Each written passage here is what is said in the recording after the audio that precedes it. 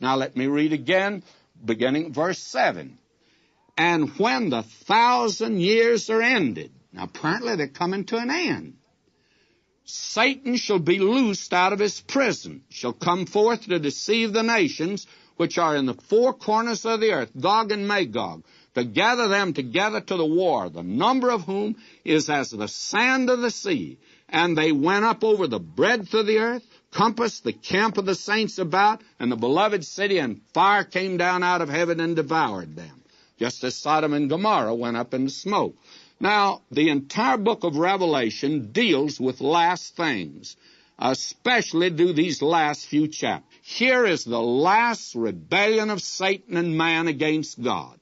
The millennium, you see, is a time of testing of man under ideal conditions. And as this passage demonstrates, now as soon as Satan is released, a great company who have been under the personal reign of Christ under ideal circumstances goes over to him. From where did such a company come? And that's a good question. The answer lies in the fact that not only do multitudes enter the millennium, but multitudes are born during the millennium. Isaiah 11:6, 65:20. I don't have time to turn to those passages. Now, this will be the time of the earth's greatest population explosion. Disease will be eliminated, the curse of sin removed from the physical earth, and it will produce enough foodstuff to feed its greatest population. And the human heart alone remains unchanged under these circumstances, and many will still turn their back on God and will go after Satan. It seems unbelievable, you say. Well, what about today? Satan's doing pretty well in our day. Now, we explain this rebellion after the millennium as revealing how terrible the heart of man is. And you remember Jeremiah said, the heart is desperately wicked. Who can know it? And you and I do not really know how vile we really are and how separated we are, and that we have an old nature. And that old nature, you just can't bring it into subjection to God at all. The carnal mind, Paul said in Romans 8:7, is enmity against God. It's not subject to the law of God, neither indeed can be. Now, these are folk that have lived under ideal conditions with Christ reigning. And I think they got a little tired of it, very frankly. I think when he reigns, as we've said, he's really going to be a dictator. You're going to stay in line or else. And they didn't like staying in line. And therefore, when the opportunity was offered to them to rebel, why, they rebelled. And it reveals the power of Satan. And there followed them. Now, the rebellion is labeled Gog and Magog. Now, many Bible students identify it with the Gog and Magog of Ezekiel 38 and 39. Now, very candidly, I think this is just due to the fact that the names are the same. But this is not possible at all, for the conditions described are not parallel as to time, as to place, or participants. Only the name is the same. The invasion from the north by Gog and Magog of Ezekiel 38 and 39 breaks the false peace of the Antichrist and causes him to show his hand in the midst of the great tribulation. Now, that rebellion of the godless forces from the north will have made such an impression on mankind that after 1,000 years, the last rebellion of man bears the same label.